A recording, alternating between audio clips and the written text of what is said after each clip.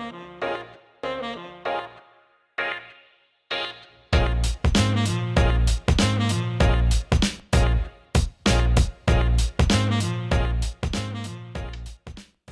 live. Good morning. Hello. Vanessa. Hi, how are you? I'm good, thank you. So is this the third podcast? It is. It's the third. Wow. The third. Brilliant. Mm. So what have you learnt? Well, for everybody who's listening, this is Vanessa Browning of Community Mind Matters, and I'm Emma Rose of Inspired to Change, just so everybody knows who we are. So what have you learnt this week, Vanessa? Well, this month, actually, this month. For me, it's gratitude, what I'm grateful for. You know, it's like when something goes wrong, or, you know, you're having one of those days where you think, oh dear, for me, it's taking it back to what am I grateful for? You know, what I've got. And with the job that I do and what I see and who I meet, you know, I am grateful for a lot of stuff, you know, for me. And I'm grateful because they're getting the help they need. So a lot of it, for me, it's gratitude. It's got to be every single day. I'm grateful. I'm grateful for everything. Yeah. And I think, you know. What was I going to say? Gratitude. I can't think of the saying. I'll think of it in a minute. Saying. Too early in the morning. Attitude of gratitude. That's it. That's it. Attitude of gratitude. That gets us where we need to be, doesn't it? Absolutely. Absolutely. And when we're struggling, it can be really difficult for a start, but eventually, when we start to notice those little pieces of goodness in our life, we notice more and more and more, because the brain's then training to find it. And when we're in that state of gratitude, then we feel so much better, don't we? Oh, absolutely, absolutely. You know, I always think of 3 things every day. I'm usually, if you know, I could be, you know, somewhere and I just think, oh, I'm grateful for the sun, just the sun for 5 minutes on my face. You know, I'm sort of like grateful for that. You know, it's just anything really, because we do, at the moment, it's hard for everybody, and there's so much negativity that people focus on, when really there is a lot of good. There is a lot of good out there, and it's just finding those little bits for you that are good in your life and focusing on them more than that. We can all get in that place. We can get all in that horrible place sometimes. But for me, to get myself back out of it is the gratitude every single time. Yeah. And it can be just as simple as waking up in the morning and saying, oh yes, I've got these legs to walk on, or these eyes to see, and those sorts of things, isn't it? Just those nice cup of tea in front of me when I've been outside in the cold all day. I mean, I'm so grateful for this cup of tea. I'm nice and warm now. Just to feel the wind on your face, just those little things that we can take for granted, but actually are really, really amazing when you think about it. We've got all those things, and a lot of those things are within our control as well. Absolutely. I think we tend to forget that as well, that we are in control of how we move forward and stuff like that. But it is hard for people, as I've said many times. It's just finding your way to move forward, and not every way works the same for everybody else. You know, like I'm not very keen on arts and crafts, but I know lots of people that are, and it brings them so much pleasure. I'm the type of person, I want to go out for a run, or, you know, I want to go for a long walk. I'm more doing. I like to be on the go. You know, but everybody's different, and you find which what works for you, you know, and that's the way it should be for everybody. There shouldn't be this must work, because it doesn't always, you know. Exactly. And if it doesn't work, try something different. Oh, absolutely.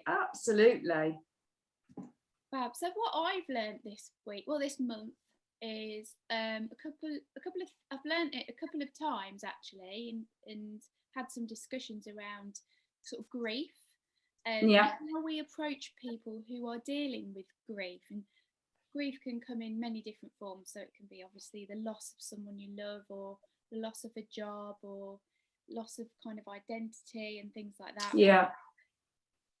In terms of loss of people we love, and I know there's quite a lot of people who are struggling at the moment with the pandemic, and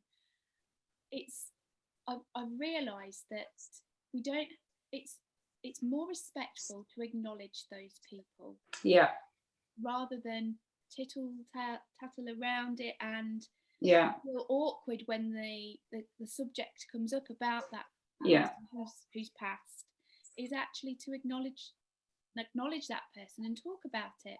Yeah. Because actually, when someone is grieving, they like to talk, and it helps with the grief process when we're absolutely talking about that person, acknowledging that they exist, and talking about all the wonderful stories and things like that. So for me, I think I'm now less I feel less awkward about and more positive about talking about people who have passed with the person who's grieving.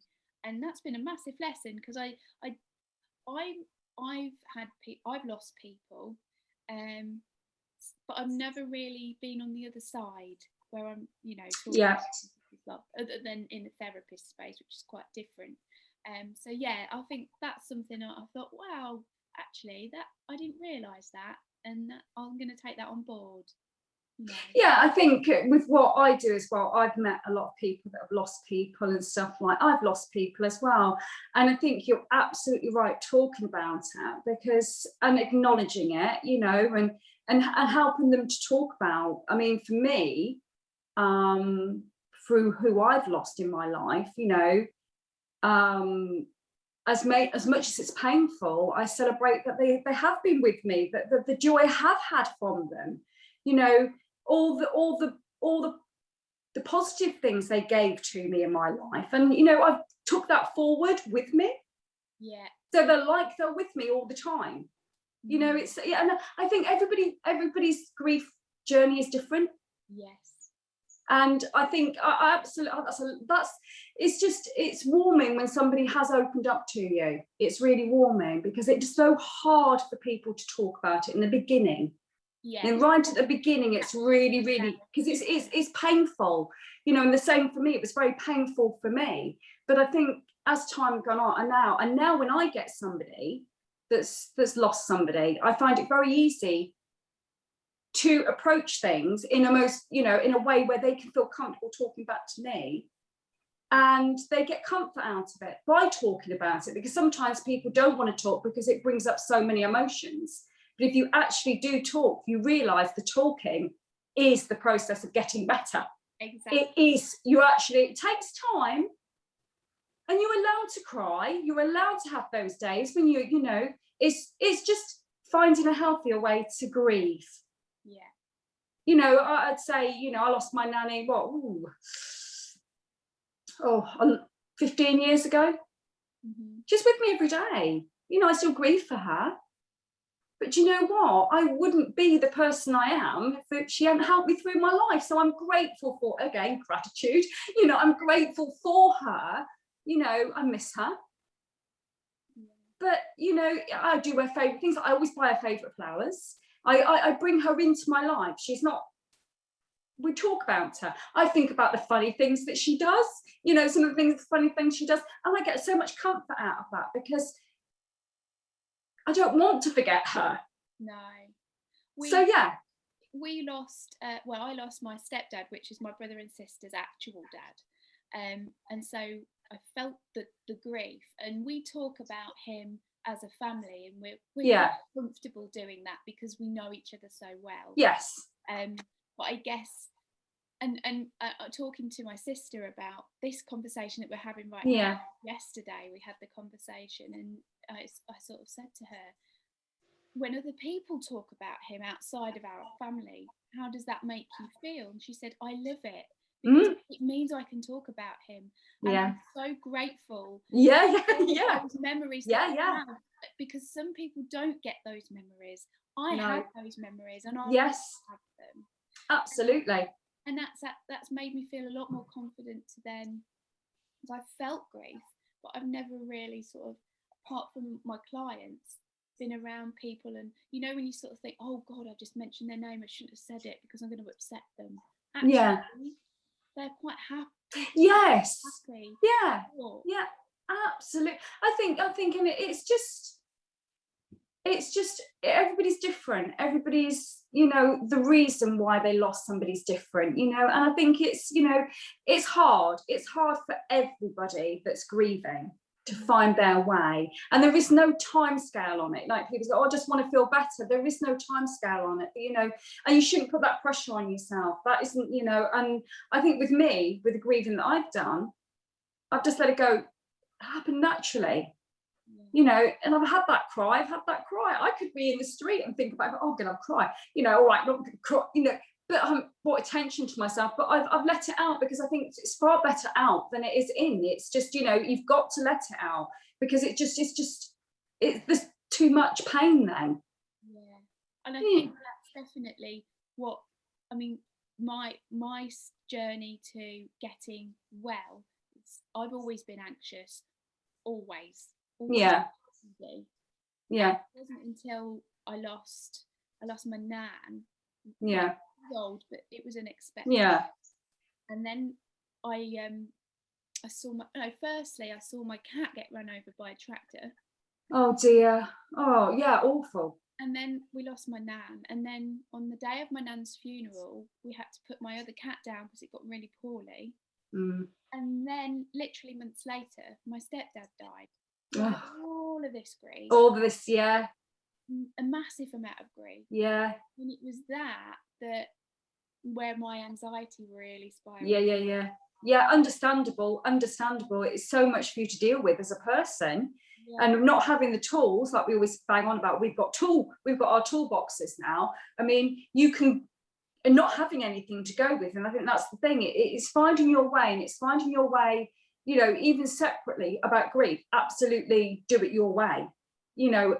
And it is, you know, because there isn't a simple way to get over somebody. It's just taking time. It's just taking that time. And I mean, now with what the people I've lost, because I lost a really good friend last year, and it was a bit of a shock, a real shock, but I get a lot of comfort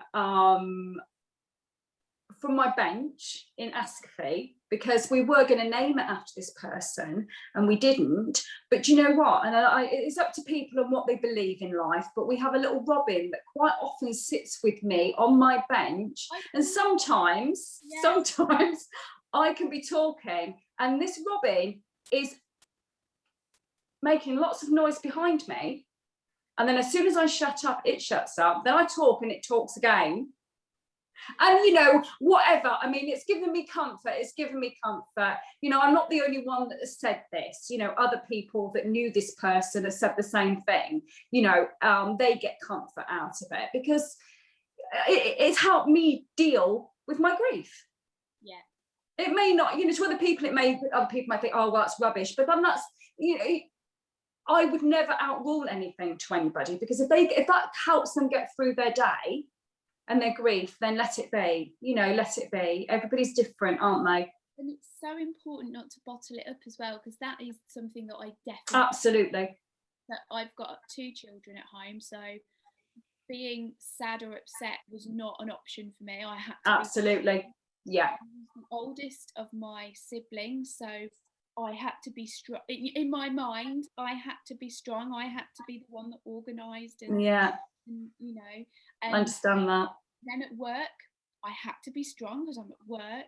Yeah. So there's never any space for me to do that grieving, and it all just bottled up, and then my bucket of stress just overflowed. Yeah, you're like a bottle of pop that's waiting to the lid to pop off. You're fizzing and fizzing and fizzing, and then poof, one day it just pops. And that's exactly how I felt as well. You know, that I didn't feel, a bit like yourself, I didn't feel I could talk about it, because it was finding people to listen to me as well.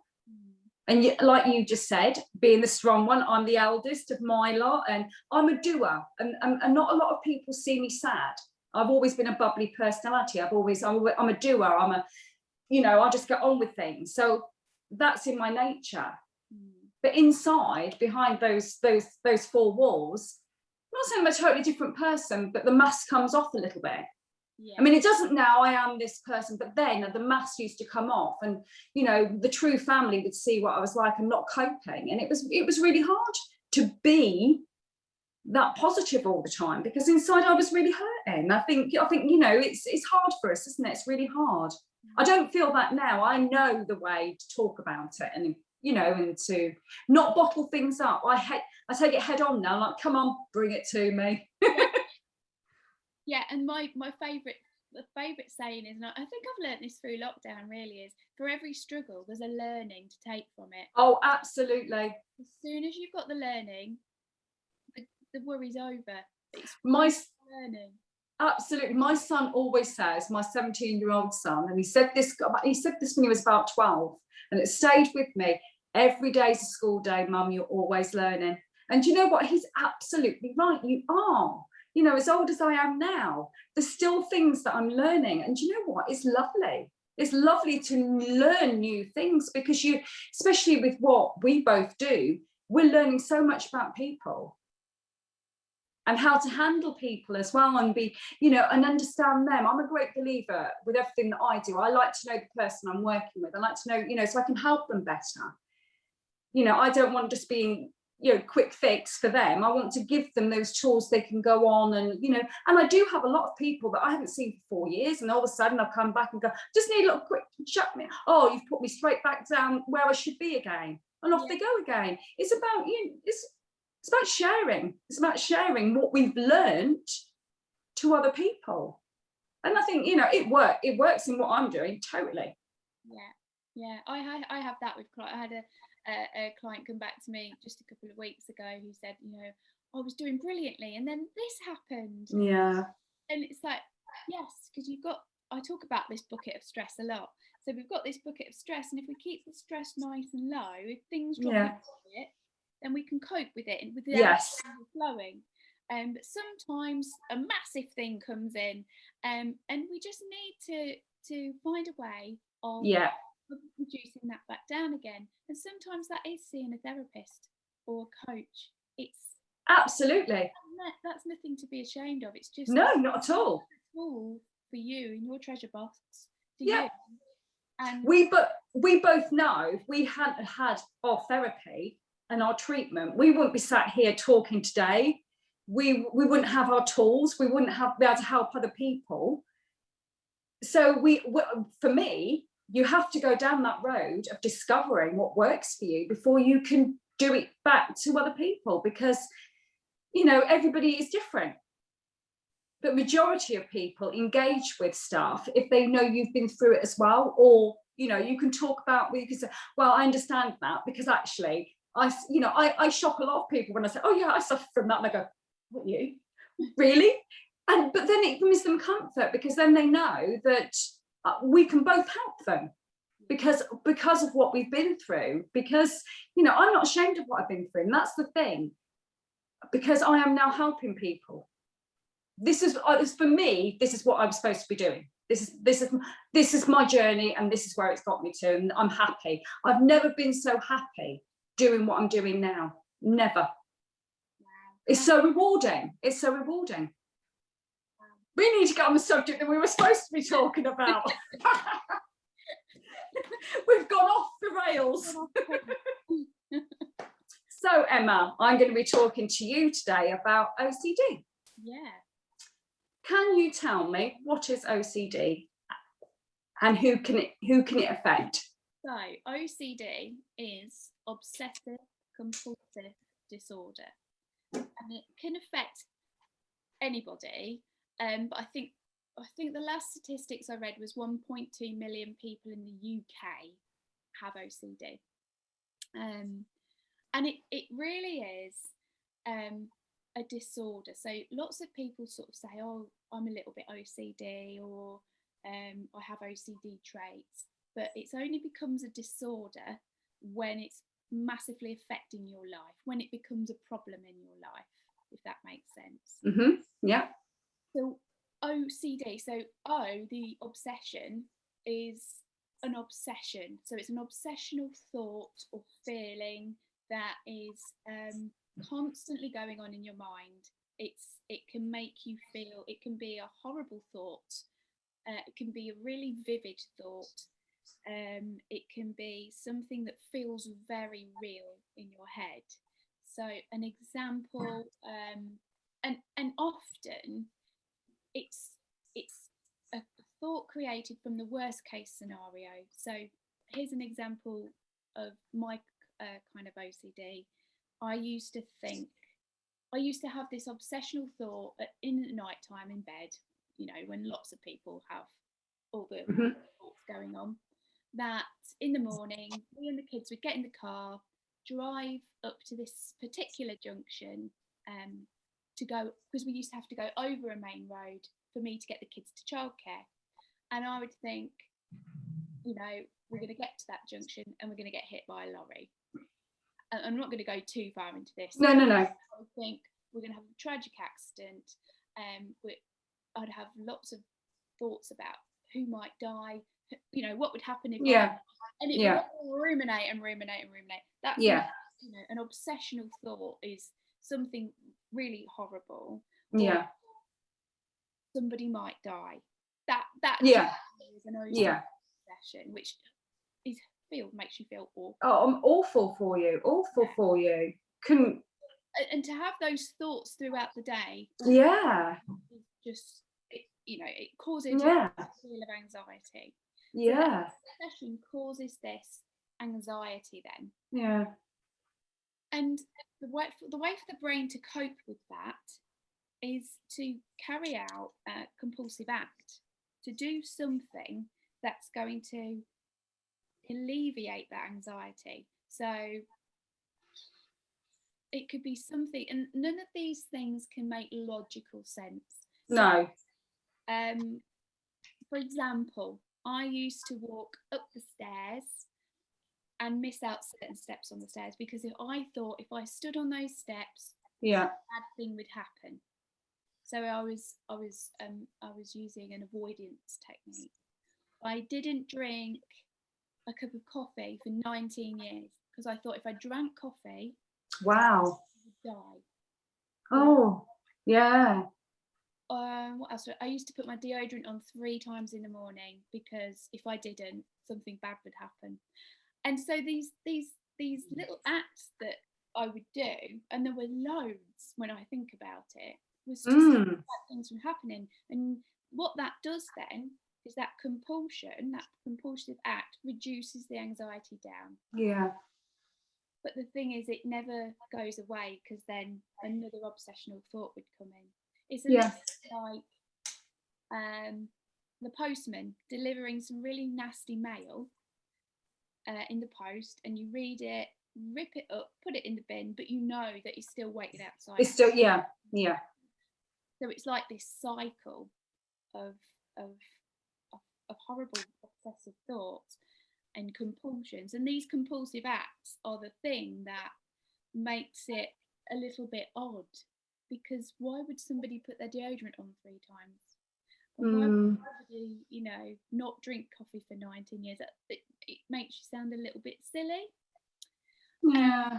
I used to think this about myself. I was a little bit nuts, and if somebody found out about that, they'd think I was a bit loopy. Oh, yeah. Must have been really difficult for you. Really difficult. And I kept all of these rituals quite covertly, and I kept them to myself for a long, long time. And and I think a lot of people do that, but sometimes there are people that really, really struggle. And for example, I had a client once, obviously I won't mention the person's name, who couldn't constantly opening and closing the oven door because they were worried that they'd left it on. Turning it off, turn it on, turn it off, turn it on. And I've had clients who have been at work and they're doing something and they're constantly doing it again, and it takes up so much time. What they're doing is they're trying to get rid of this anxiety through this act, and there's massive responsibility then to keep people safe, because you feel like that if you do that, that will happen, and it's a ending cycle. And I mean, I have no experience in it at all. But my son, when he was about 13, used to wash his hands up to 30 times a day, continuously washing his hands, you know, to the point he'd come in, he wouldn't touch anything, you know, wash my hands. We couldn't even touch his knives and forks, his plates. He was so, you know, with the cleanness of everything. Yeah. And he was going through a lot of stress in his life. I mean, he hasn't got it now, but that period is time, I think it was for about a year or so, he was constantly doing it. Yeah, and it can be. But we just accepted it in the end. We just accepted it. We didn't, you know, I just, you know, to begin with, it was quite hard because I don't understand it. But then I just thought, the more I sort of like make this an issue, the more it's going to affect him. So I just let it be. Yeah, that's good. Because I think there are so many different things that where OCD can come through. So that cleanliness, and say, oh, I'm a little bit OCD. I like everything just right and just so, and always washing hands. So that's something. It can be religious. It can be something like hoarding, not wanting to throw things away. Away. Happen. So collecting things. There's lots of different types of OCD, and like again, mental disorder, it's different for each as well. What part of your life is most affected by this?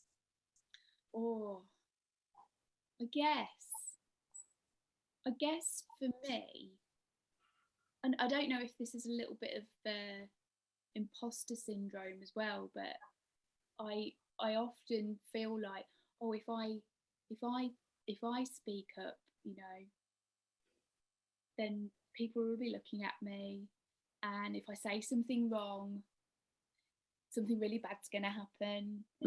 Does that make sense? Yeah, that makes sense. It's affected my confidence massively. If I'm in a room with people, those obsessional thoughts, because of my kind of social anxiety.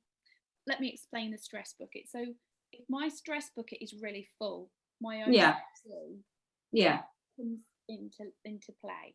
So there's certain periods of my life where I've managed it okay, and then certain periods of my life, like going through the grief I experienced, where it then overflows, and my OCD rises, if you like. So if I'm in a situation before where I had quite bad social anxiety, again, probably people didn't notice, but I felt it inside. That's when the obsessional thoughts would start to come in, and I would spend a lot of time being quiet in the background because I'm trying to manage them. Does that make sense? I think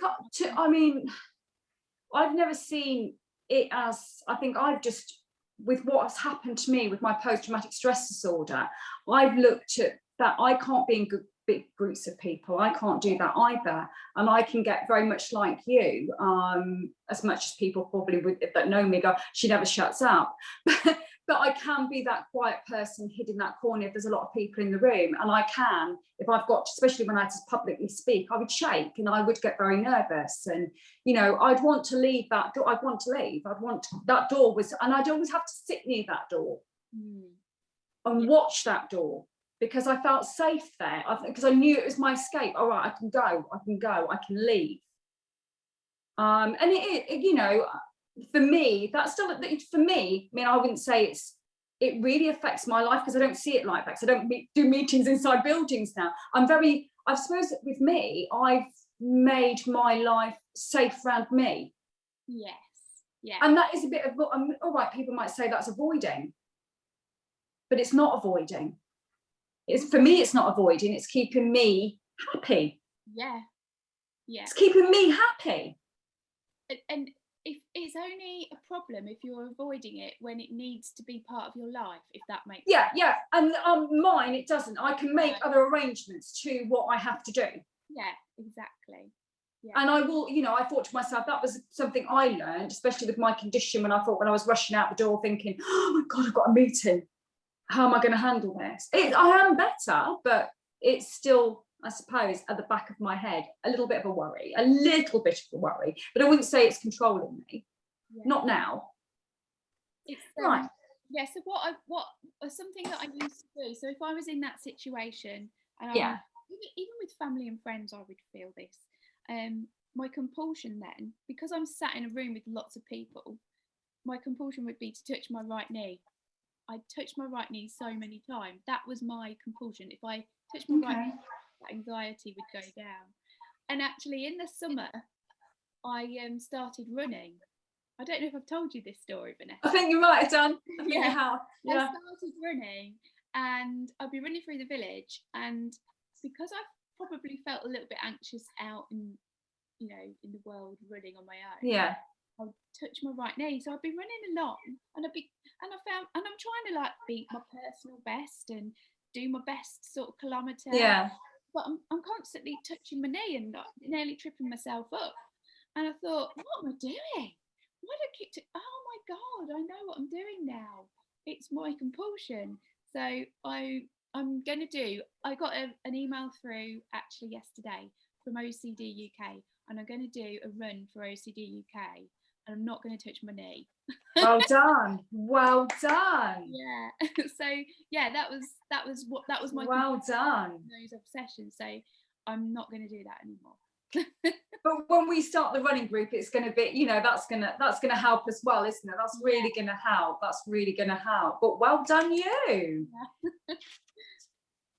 Where do people go to get support? All right. So obviously, as I've just mentioned, OCD UK. Massive sort of charity. I think it's a charity. Yeah. That helps support people with OCD. CBT has been the most popular method of helping people with OCD, and again works for a lot of people, not for everyone. No.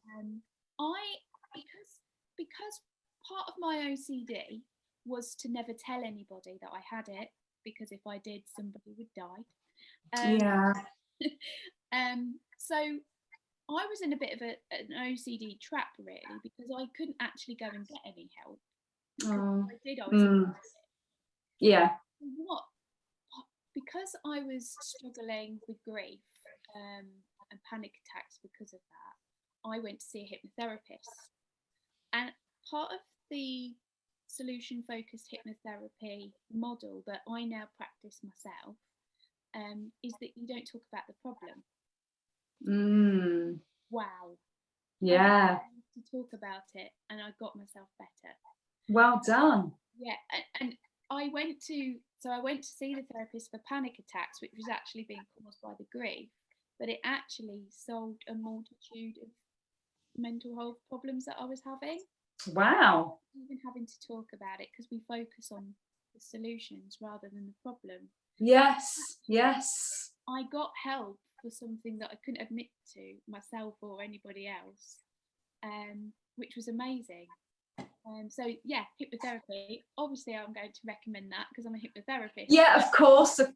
But still, you're proof of this. Yeah. Obviously, solution-focused hypnotherapy really helped me, and I help a lot of people with OCD. But there is CBT, which also helps people. And there's lots of different OCD charities out there. Yeah. For people to get help. Yeah. But I mean, going and getting a diagnosis, you would need to sort of go to the doctor and be. That was my next question. How do you get diagnosed? Yeah. Going to see a doctor. I never got medically diagnosed. I knew I had it. I didn't see. I personally didn't see the benefit of going through that. So I knew what I had. I think it's different if you don't know what you have and you need to find it and understand it. That's a different thing. I knew exactly what I had. I never got clinically diagnosed. But to do that, if that was something that you were thinking about, then going to your first sort of call. And there's so much literature on the internet to help you understand it and find a way to get through it. And how can we help somebody else that's got OCD? How can we help them? How, you know, how, yeah, that somebody that's going through it, how can we support and help them? You know, how can we do that? so I think the first thing is to be understanding of it, because Mhm. I think for a lot of people, if for somebody who's got OCD and it's taking up a lot of time, or it's getting in the way of their lifestyle, it's obviously might be also be getting in the way of their friends and family's lifestyle as well. Yeah, It might be affecting the whole yeah,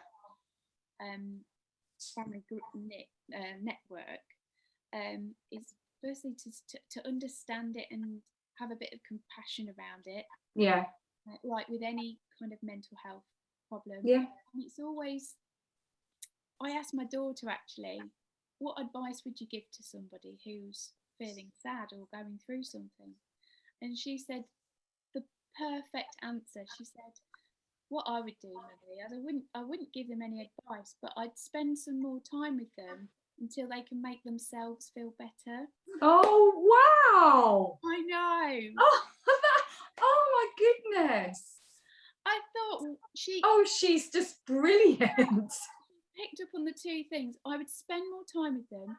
I wouldn't tell them what to do. I wouldn't give them any advice, but I'd help them to make themselves feel better, because you can't make someone feel better.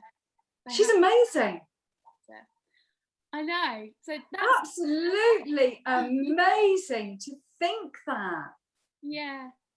And so that's kind of my advice to anybody who's helping anybody. They have the foundations themselves. Yeah. Build that new, you know, mind, that new home. Yeah. Because nobody else can do it for them. But having that support, having that compassion, you know, spending time. Yeah. Is really important. Making them feel it's okay. Yeah, it's okay. I think that's it with anything with like mental health. Making them feel that they're not, you know, it's okay to feel like that, because we've all got reasons why we feel like that. And, you know, to take it away from somebody and say, oh, don't be so silly, it's just not the right attitude. And if somebody does say that, that's because they don't understand. That's because they don't really, it's too much for them. They're feeling uncomfortable about the situation. For me, it's just about speaking to that person, getting to know that person. I mean, I haven't got much experience in it myself, because I'm, you know, but I suppose a bit with my post-traumatic stress disorder, but I wouldn't, you know, a little bit. But I haven't got, I mean, you've given me so much to think about. And it's lovely, because I didn't have any knowledge on this, none at all. I was like, when we were talking about having this on, I was like, I want to hear this, because it's nice hearing it from somebody else, you know, because now if like something comes along, I'm going to go, how to handle this now, how to be. Yeah. With the, you know, because I don't want to take anything away from that person, because that person won't engage with us. Yeah, and everybody's different. Yeah. Yeah, it's just about helping that person through something. And if you asked, I think a lot of the time with OCD, because those compulsive acts can seem a bit weird and a bit odd. Yes. Don't talk about it. No. I don't want people to know. Not that's the case with everybody, but I think a lot of people can hide it, like I did. Yeah. And that's not a great place to be, because no. So I think there's a little bit of stigma about it, maybe, I don't know. But yeah, it's looking to be honest with you, now talking about it, I don't think we talk enough about it, to be honest with you. No. I don't think, you know, until we've had this conversation today, I haven't really seen much about this condition, and it hasn't been talked about. It's just been sort of like, it's more mental health and but not really about this condition. So this has really opened my eyes about a lot of things, actually. And a lot of people sort of say, oh yeah, I'm a bit OCD, you know, and I think, are you? Yeah. I think they don't really understand it, do they? Yeah, I think we really need to sort of educate people a lot more around it. Absolutely. I mean, I said to you a little thing that I had that I do every single day. But this is just having 3 boys. I clean the toilet. At least I bleach at least 3 times a day. But I wouldn't say that's not a problem for me. I like a clean toilet, but you know, but I do. If somebody has been, and I'm in there cleaning it. But I don't see it as a problem. No, it's not. You know, it's what it is. It is what it is. I think it's having children, and I just, you know, I don't like to go into a dirty toilet, so I wouldn't want anybody to walk into mine and go, oh my, but that's just me. But, you know, I think we've all got slight little things in our lives that we like to do, but I wouldn't say it's definitely not a problem in my life. No, and I think a lot of people also mix OCD or think that it's more superstition. Yes, like the 3 drains. Yeah. The 3 drains, yeah. So people don't walk over 3 drains and stuff like that. Yeah. Yeah. So some people can mistake it for that. But it can, those obsessional thoughts can be really vivid and really, yes, and that's the bit that you don't want to be living with. That's of course not, you know. I mean, for me, if I don't clean my toilet, there's nothing, I don't think anything about it. Just go out and clean the toilet. But for somebody that had a condition that it would really they probably couldn't get on with their day, they probably would have to go back home, there'd be lots of more you know, for me, you know, it's not a problem. But for somebody else, as I said, I don't understand enough about it because I've never had it. Yeah. So watching Freddie Flintoff's documentary, I don't know if anybody watched it, about around his bulimia. And oh no, when was that on? That was on a few months ago. Oh, I'm going to watch it. Yeah, it was really, really interesting. And actually, eating disorders are a type of OCD where there's that compulsion to make yourself sick or the avoidance of eating around the fact that I'll put weight on or something, I'll feel bad, or, you know, it's very, very similar. It's that, people say it's that control, but I think it's more, I feel like it's kind of control, but actually the person is completely out of control. Absolutely. It is around that compulsion of, if I manage that, if I keep counting those calories, or if I make myself sick, it's going to alleviate that anxiety, which is exactly the same as OCD. So it's very, very, very similar as well. To be aware of when people are. Yeah, you're making me think now. You're making me think, and I think there's something. Yeah, I think you're right there. I think you're right. It's definitely been very interesting listening to you, Emma. Thank you so much for, you know, giving me a bit more into insight to all this, because I really didn't understand it. So now I do a lot more. Yeah, I'm blown away, actually. My mind's going to be thinking about it all day, thinking, wow. But thank you so much. Yeah, not a problem. Take care. Yeah. All right, I'll speak to you soon. And Bye. We'll be back, won't we? Next month. Perhaps a little bit different. Yeah. Thank you. Bye.